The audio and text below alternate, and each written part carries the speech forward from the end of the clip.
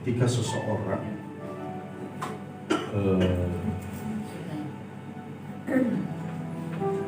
diberi kesempatan untuk melihat satu gambar yang menggambarkan sebuah peristiwa tragis, kecelakaan seumpamanya, itu banyak orang yang suka lihat. Hanya ada kengerian di situ. Dan saya percaya ketika seseorang diberi kesempatan untuk melihat gambar yang indah dalam bentuk pemandangan alam, pasti hampir semua orang suka.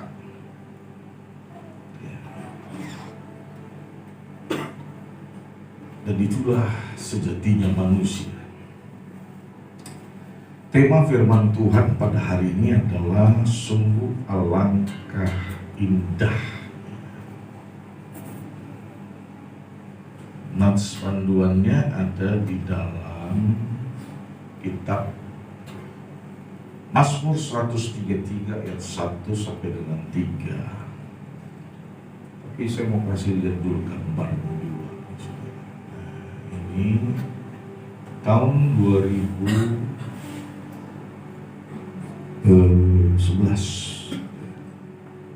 Tahun 2011 ini pertama kali saya pergi ke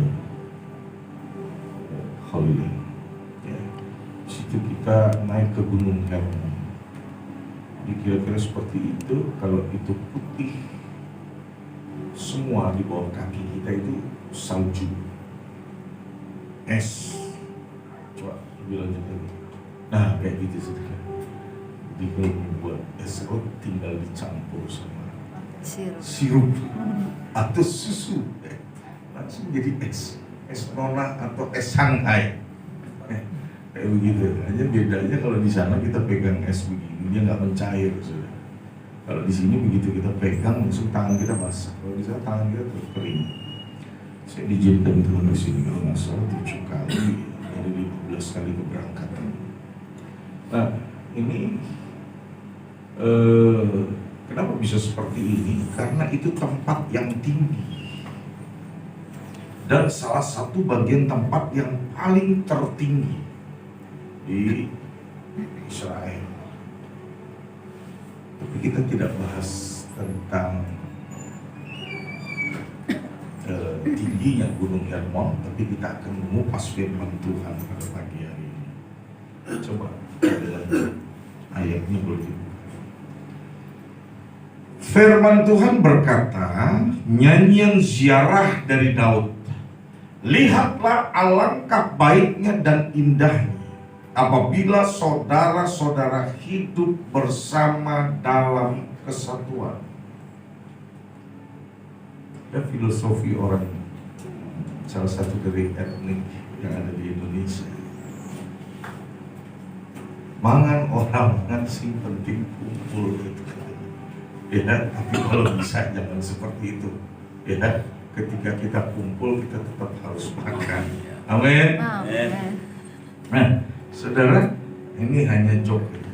Ya. Terus kemudian ini ada kata hidup bersama dalam kesatuan.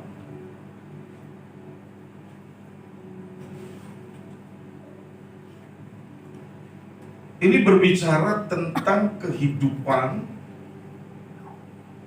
baik di dalam komunitas yang kecil, mikro seperti keluarga, ataupun di dalam komunitas yang lebih besar lagi. Ya. Tuhan ingin kita hidup bersama dalam kesatuan. Jadi bukan hanya hidup bersama, tetapi hidup bersama dalam kesatuan. Maka kata alangkah baiknya dan indahnya itu akan terjadi. Amin. Seringkali orang bisa kumpul bareng, tapi belum tentu ada di dalam kesatuan.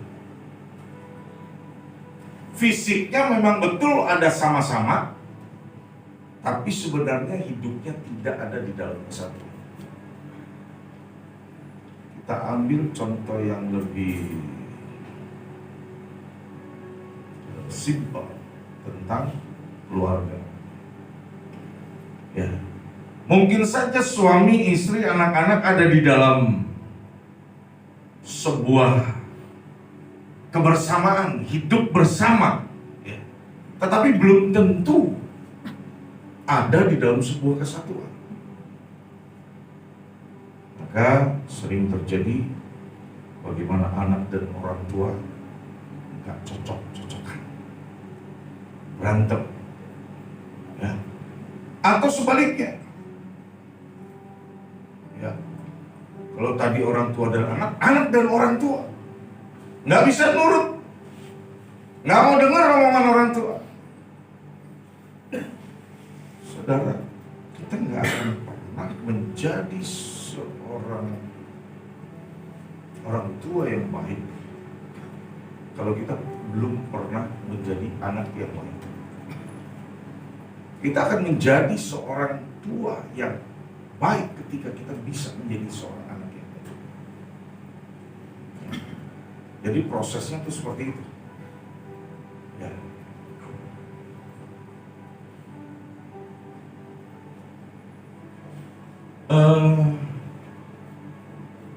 Ini sebagai pendahuluan. Kemarin kami pergi ke Melia.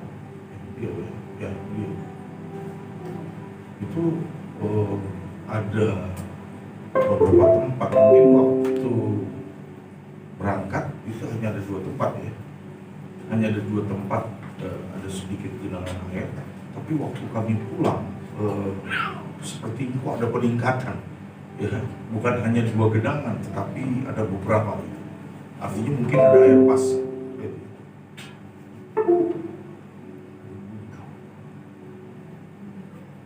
Jadi ini juga baru dapat laporan lagi dari orang yang baru pulang dari Kucing, ya, Sarawak. Dia bilang, Pak, saya tadi rencana 1 minggu, tapi akhirnya jadi 5 hari aja. Kenapa? Banjir di mana-mana. Loh, kok bisa pulang? Bukannya di daerah berdua itu banjir, bis pun tidak bisa masuk atau tidak bisa keluar, ya, menuju ke Kucing atau dari Kucing. Oh, saya lewat lain jalur, lewat Aruk. Kalau lewat Aruk nggak banjir, Pak. Jadi artinya ini kejadian banjir di mana-mana terjadi. Bahkan orang dari beberapa wilayah di Sarawak itu kasih informasi ke saya, banjir memang. Ada yang sampai sepinggang, walaupun tidak separah di beberapa tempat di wilayah Kalimantan Barat ini. Nah, saudara, banjir ini terjadi kenapa? Karena mungkin saluran atau pembuangan atau arahan aliran sungai itu terhambat. Mungkin saja terbuka alirannya sedikit, tetapi debit air yang masuk lebih banyak daripada yang bisa dibuang ke laut. Ditambah hujan yang begitu deras. Kita bahas ini tentang hujan ini, saudara. Kalau kita belajar dulu di sekolah, ada 3 proses yang terjadi, ya, mulai dari air laut sampai menjadi hujan. Masih ingat nggak tuh? Halo? Jangan lupa kali. Yang pertama apa? Evaporasi, yaitu ketika ini proses ketika air laut menjadi uap, ya. Kemudian kondensi. Ini adalah proses berubahnya air laut itu, ya, menjadi awan, atau uap itu menjadi awan. Nah, baru presipitasi. Ini berubahnya awan menjadi butiran air. Ini proses hujan. Nah, ada satu perbedaan, saudara, di dalam merespon hujan. Kalau orang Indonesia atau orang di Asia, karena di daerah tropis, Kalau ada hujan, apa yang dibuat? Lari jauh-jauh. Jangan sampai kena hujan. Ya, itu yang terjadi. Tapi kalau di Middle East, di Timur Tengah, kalau ada hujan, orang justru menyambut menyongsong hujan. Ya, mereka membuka tangan, menengadah gitu ya, menyambut hujan, senang. Kenapa? Karena hujan belum tentu dalam 1 tahun itu 2-3 kali hujan. Bisa saja hanya 1 kali, atau bahkan di sepanjang tahun itu tidak terjadi hujan. Ya, nah saudara, itu yang terjadi. Kita masuk ke topik firman Tuhan. Ini pokok bahasannya. Sebenarnya Elohim itu ingin mencurahkan berkat secara melimpah, bukan sedikit-sedikit. Dia mau secara melimpah, ya, kepada kita. Namun perhatikan 3 hal ini di dalam ayat yang tadi kita sudah baca. Yang pertama, bersama dalam kesatuan. Jadi bukan bersama fisiknya, tapi tidak ada di dalam kesatuan. Apa yang harus menyatu? Hatinya dan pikiran. Di dalam kitab Roma 12 ayat 18, coba salah seorang minta tolong dibaca. Ya.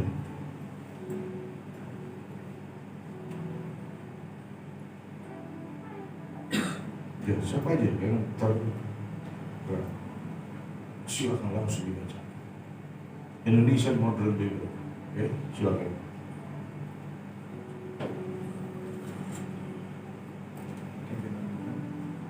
Roma 12 ayat 18. Sedapat mungkin, jika hal itu bergantung padamu, berdamailah dengan semua orang. 18. Roma 12 ayat 18. Betul ya. Itu MB ya? Ya, MB. Coba sebelumnya. Ayat 17. Janganlah membalas kepada siapapun kejahatan dengan kejahatan, lakukanlah yang baik di hadapan semua orang. Bawa lagi, 19. 19. Saudara yang terkasih, janganlah kamu menuntut balas, berilah tempat bagi murka Elohim, sebab telah tertulis, pembalasan adalah hakku, akulah yang akan membalas. Demikianlah Tuhan berfirman. Mungkin ayatnya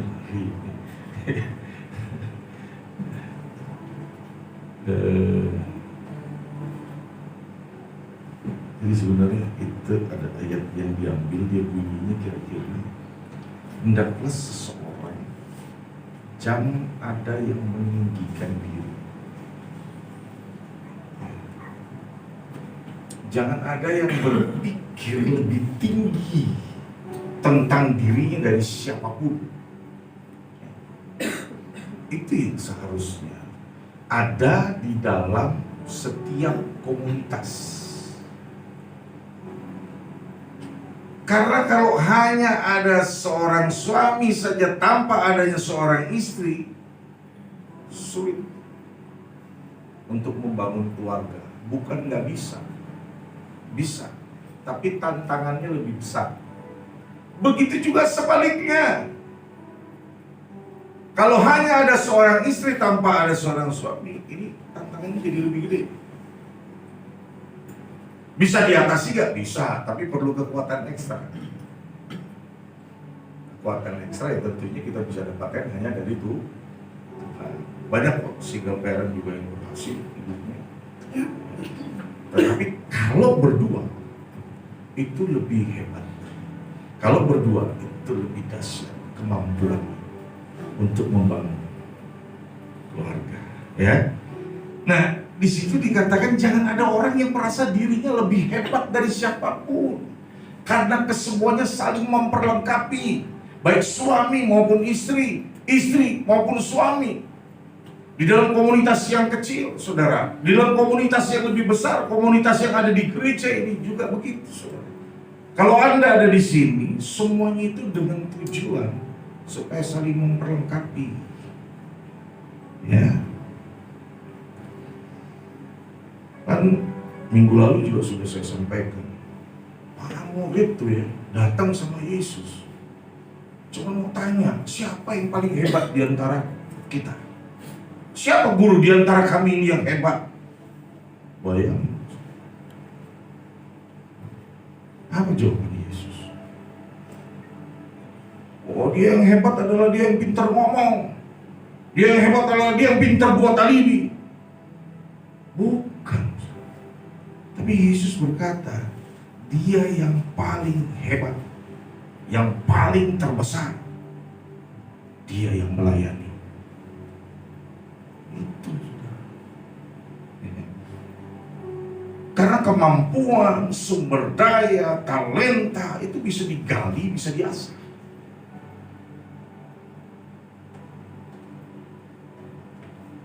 Tapi kerendahan hati, sikap melayani itu perlu proses. Dan gak mudah.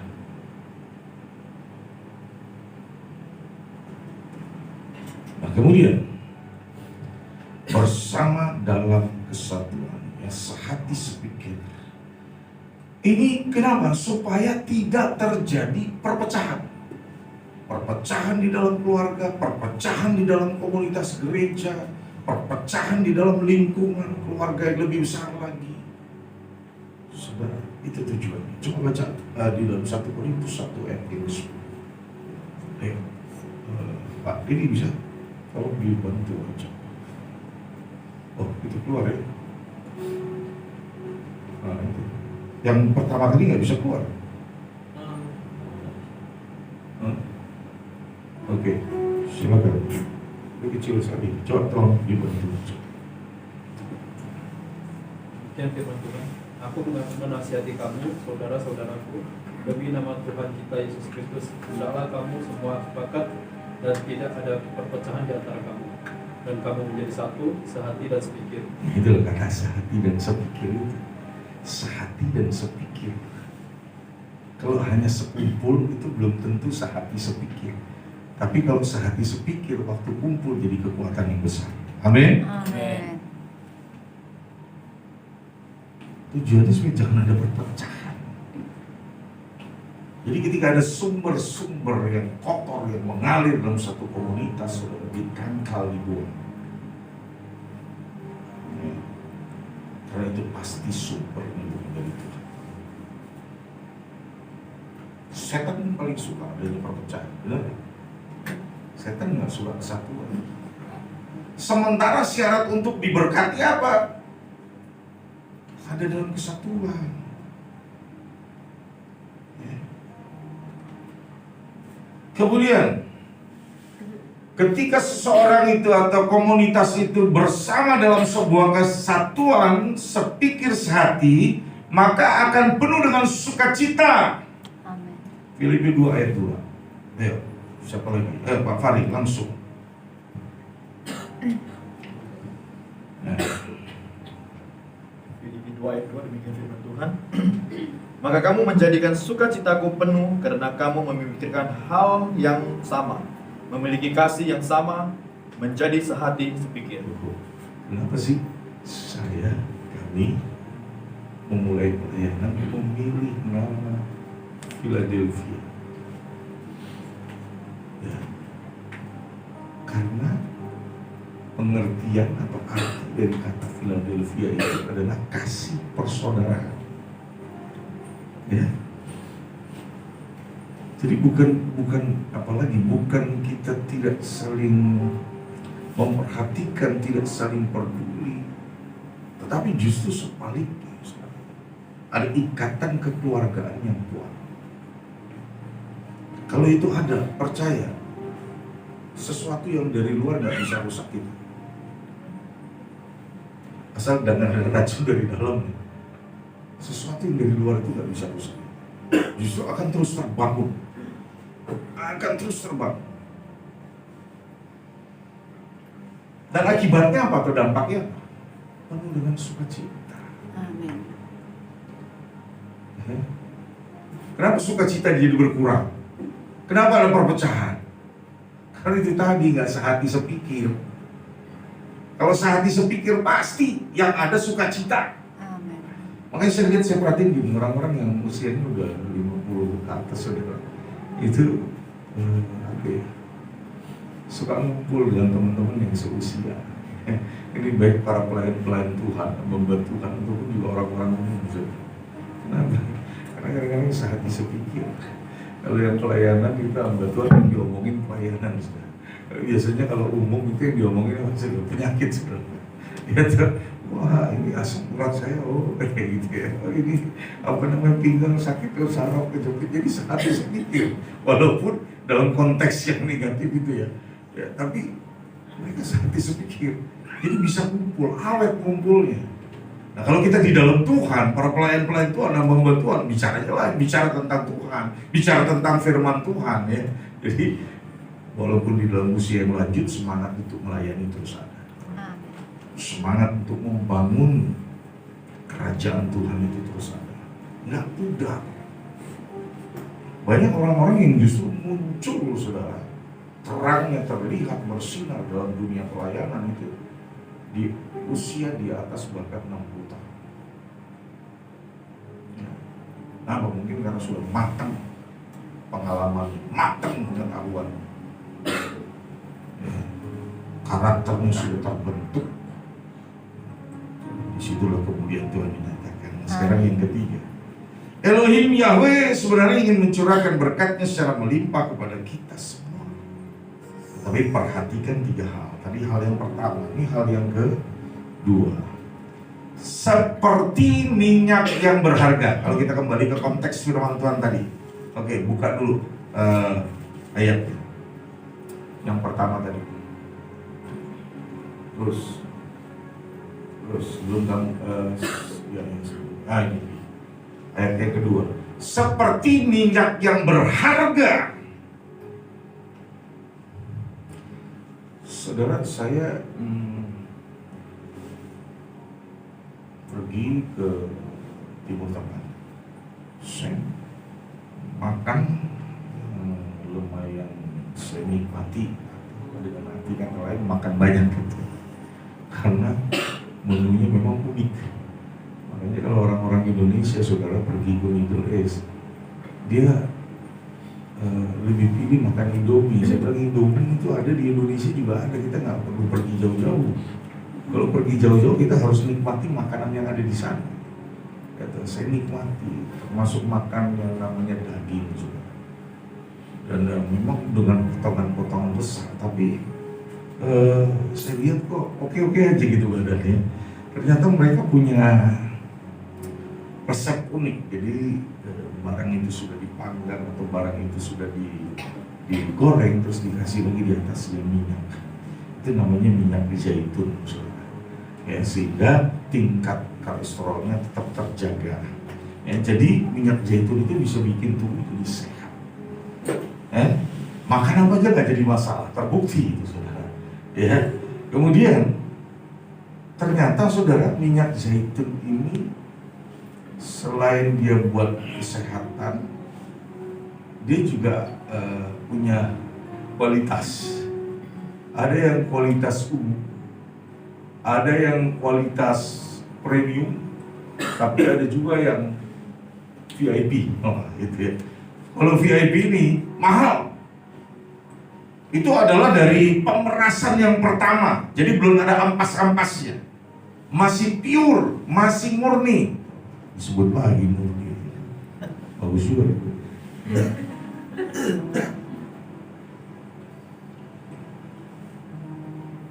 Nah, harganya lebih mahal daripada pemerasan yang ketiga atau kedua. Pemerasan yang pertama itu murni.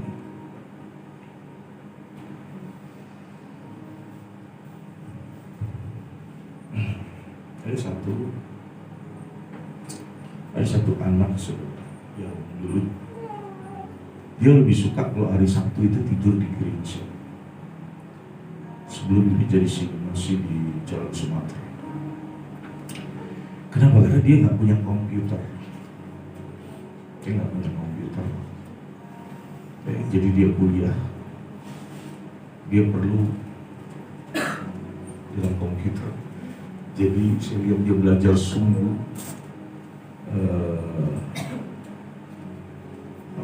kadang-kadang tidur di bawah meja komputer. Saya pernah kaget dia doang tidur di bawah, dia suka padahal udah kamar. bangunan yang kita pakai, rumah yang kita pakai itu cukup luas. Bisa menampung ibadah itu 100-an lebih. Nah, sekolah minggu itu bisa sampai 70 lebih. Ya. Nah itu kisah itu. Nah, dia berjuang sungguh. Dia ini bukan dari latar belakang keluarga yang mampu. Ya, bahkan sangat sederhana. Sederhana sih.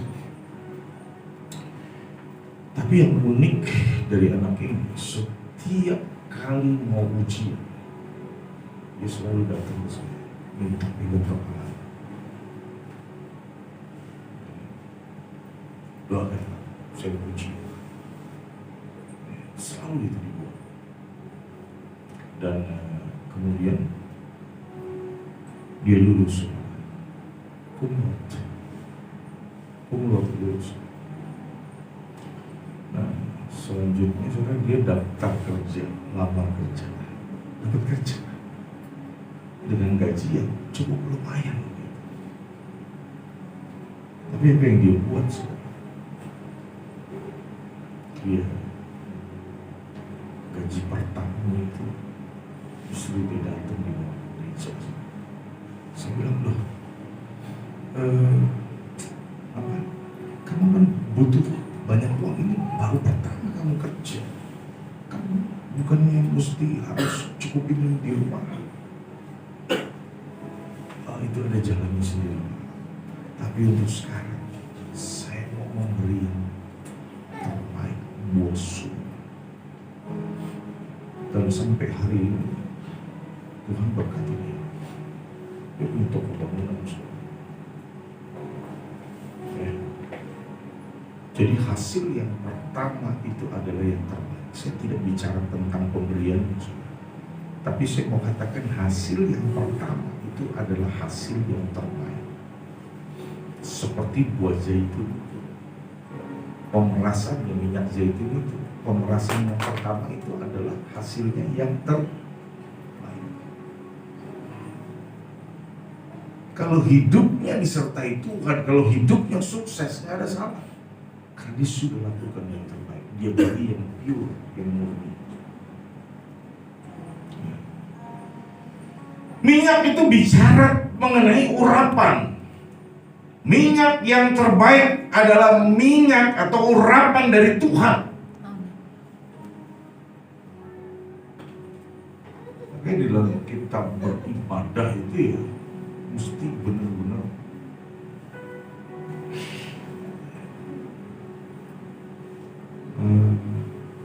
saya merasakan apa ya, di dalam ibadah hari ini itu begitu luar biasa.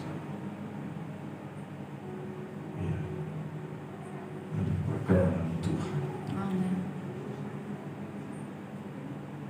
Yang penting itu tadi, gitu. Sungguh lupakan semua yang ada di belakang kita. Apakah itu problem kita, apakah itu tantangan yang sedang kita hadapi, lupakan. Fokus kepada Tuhan. Ketika perkenanan Tuhan turun atas kita, maka pertolongannya akan dinyatakan. Amin. Yang tidak mungkin menjadi mungkin, yang tidak ada diadakan. Amin. Karya Tuhan akan dinyatakan sempurna. Amin. Amin. Ada tambahannya lagi, sudah minyak yang baik, ya. Seperti minyak berharga di atas kepala, yang meleleh, mesti meleleh ke janggut, ya. Meleleh ke janggut dan jubahnya Harun. Tapi kita ambil kata Harun, ada kepala, ada kata Harun, ya. Jadi imam itu banyak, saudara. Imam itu banyak. Orang Lewi itu imam banyak, tapi imam kepala itu hanya satu. Imam besar. Sudah minyak yang terbaik itu turunnya dari mana? Dari kepalanya Harun, dari Kohen Gadol, dari imam besar. Sudah minyak terbaik turunnya dari imam besar. Imam besar kita adalah Yesus Kristus. Amin. Amin. Maka jangan ada yang menyombongkan diri dia lebih dari Tuhan, bahwa segala sesuatu itu dia yang berkarya. Tidak, saudara. Segala sesuatu yang hebat yang terjadi dalam pelayanan itu adalah karya Tuhan. Amin. Bukan karya kita. Dicentil sekali sama Tuhan, selesai. Kalau kita bandel, maka jangan main-main. Waktu kita melayani Tuhan, beri diri dan hidup kita untuk Tuhan.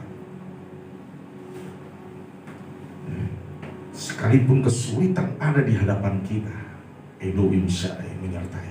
Amin. Amin. Membuat kita mengatasi problem itu, mengalahkan tantangan yang ada, jadi pemenang. Amin. Amin. Ini yang ketiga. Sebenarnya Tuhan tuh mau kita mengalami kelimpahan. Dia mau berkati kita. Berkatnya bukan sedikit tapi banyak. Tapi perhatikan 3 hal ini. 1, 2, 3. Tadi sudah, ini yang ketiga. Penundukan diri dengan otoritas. Aliran air itu tidak mengalir dari bawah ke atas. Nggak ada ya? Kalau yang namanya mengalir pasti dari atas ke bawah. Demikian juga berkat, saudara. Berkat itu turunnya dari atas ke bawah. Makanya para orang tua, khususnya bapak, perhatikan ini. Nah, tiap-tiap kali, sering kali, walaupun tidak setiap hari, saya selalu menumpangkan tangan atas anak-anak, memperkatakan perkataan yang positif, memperkatakan perkataan yang bagus, bukan kutuk, bukan kemarahan, sehingga anak-anak kita mendapat yang terbaik di dalam hidupnya. Tiap-tiap hari lebih bagus lagi kalau bisa. Ya. Ini karena hanya adanya tingkat kesibukan yang tinggi, juga tempat yang berbeda, jadi agak sulit kalau mau tiap hari.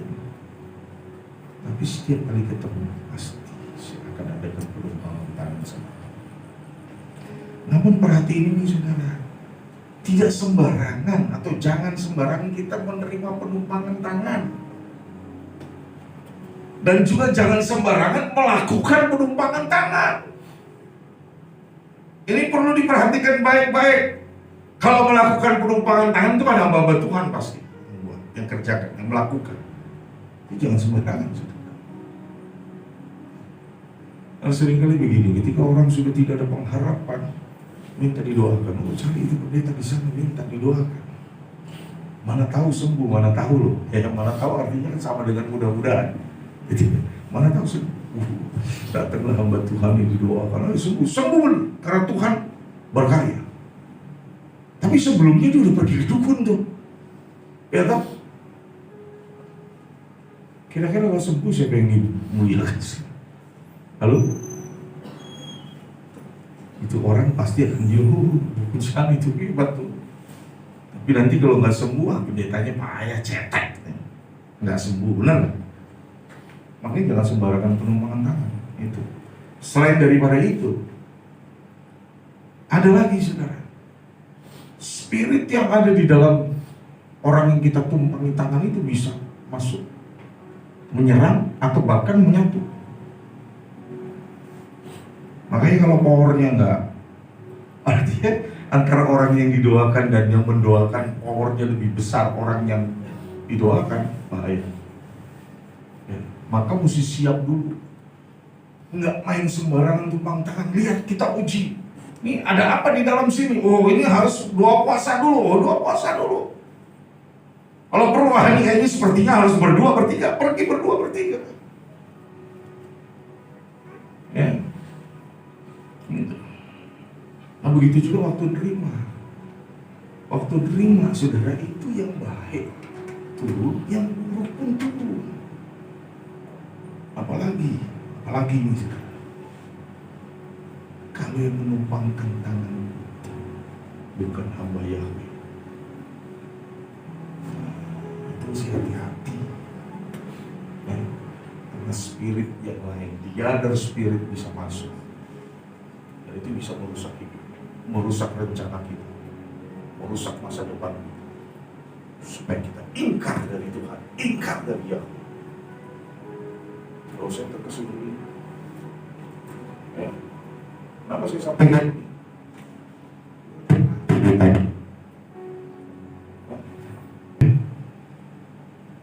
Nah itu. Jadi perhatikan baik. Bersepangga dengan adanya banyak orang yang tumbang. Perubahan hidup dan karakter itu lebih bagus. Amin. Sekali, dua kali oke, tidak kita belum ada dalam Tuhan atau kita sedang berbeban berat.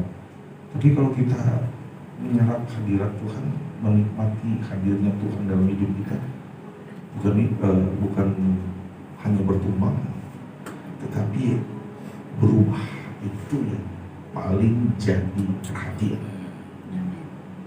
Mau jatuh 10 kali, 20 kali saudara, kalau kita tak berubah-ubah percuma.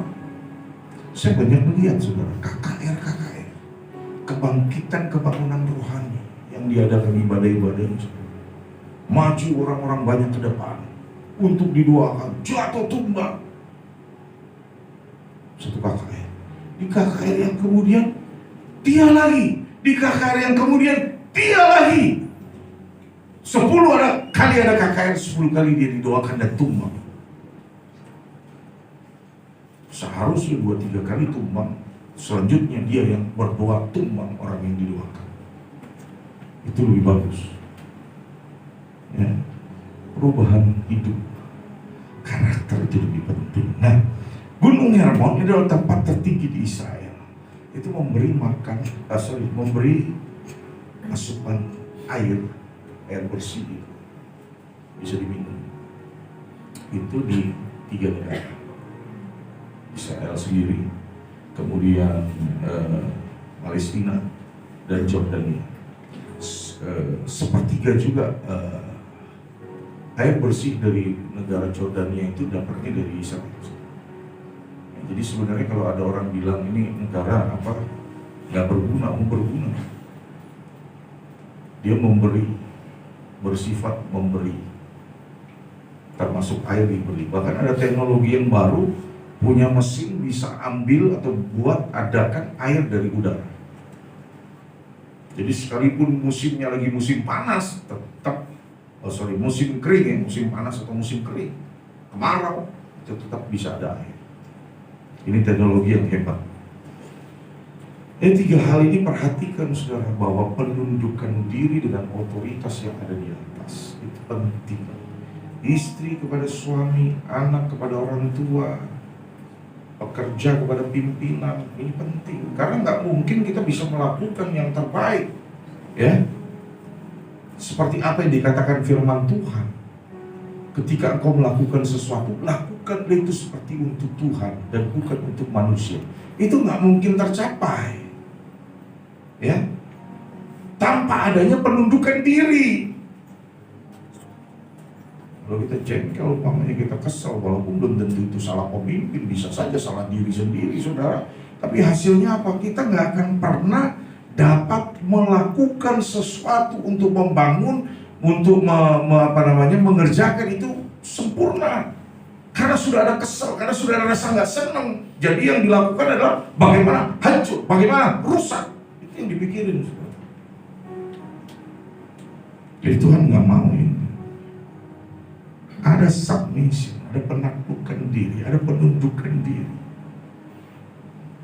dengan otoritas yang ada di atasnya. Kalau istri kepada suami, ya, ini penting. Karena kalau berkat Tuhan mau turun, istri mesti tunduk kepada suami seperti kepada Tuhan. Ada yang jawab seperti Pada Tuhan. Nah, seperti kepada Tuhan.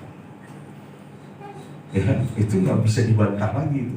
Walaupun suaminya masih belum benar, tunduk seperti kepada Tuhan. Namun juga perhatikan baik di sini bahwa seorang suami juga harus mengasihi istrinya seperti dirinya sendiri, seperti bagian daripada hidup yang tidak terpisahkan. Orang sekarang bilang apa? Belahan jiwa itu. Ya, kalau orang Jawa itu ibu bisa itu si garane nyowo kayak gitu ya. Garwo si garane nyowo. Kayak begitu. Jadi kalau istri sakit, suami mesti ngerasain sakit. Ya. Kan ada suami juga yang serba cuek itu nggak mau tahu kerjaan di rumah seperti apa, nggak peduli. Ya. Hanya mikirin diri sendiri. Akibatnya istri pontang-panting, saudara. Mesti kita peduli. Kamu ngapain sih? Kamu di rumah ngapain aja? Kan biasanya begitu tuh suami kalau pulang kerja. Ngapain aja kamu? Kan di rumah nggak ngapa-ngapain. Saya karena sering memperhatikan ibu. Untuk masak aja itu dari pagi sampai siang itu selesai. Itu baru masak. Belum nyucinya, belum ini itunya, belum ngurusin anak-anak lagi, belum bersihin rumah dan lain sebagainya. Jadi banyak pekerjaan perempuan di dalam rumah. Maka hargailah istri seperti bagian dirimu sendiri. Amin. Tapi suami juga, istri juga perhatikan, tunduk kepada suami. Kita belajar tentang ini. Walaupun mungkin ada suami-suami juga yang kurang ajar karena nggak ngerti firman. Kalau ngerti firman pasti nggak kurang ajar. Pasti dia layak menerima penghargaan itu. It's okay. Yang lalu dia udah berlalu. Tapi kita mulai daripada hari ini. Amin. Supaya berkat-berkat Tuhan dicurahkan. Karena firman Tuhan itu progresif. Dia terus bergerak, dia terus mengerjakan sesuatu di dalam diri kita, di dalam hidup kita sampai kita jadi sempurna. Amin. Nggak ada seorang pun manusia yang sempurna, hanya Tuhan yang sempurna. Tapi firman-Nya kalau kita terima, maka dia akan bekerja terus memperbaharui, memperbaiki, membangun, membuat citra dan gambar Tuhan itu ada di dalam diri kita. Amin. Sebab itu Bapak, Ibu, dan saudara-saudari yang dikasihi oleh Tuhan Yesus Kristus, sungguh alangkah indah. Ini yang saya ambil jadi contoh. Biarlah keindahan itu terjadi dalam hidup kita semua. Amin. Di dalam pekerjaan kita, di dalam studi belajar anak-anak semua, di dalam rumah kita. Biarlah keindahan dari Elohim Yahweh terjadi.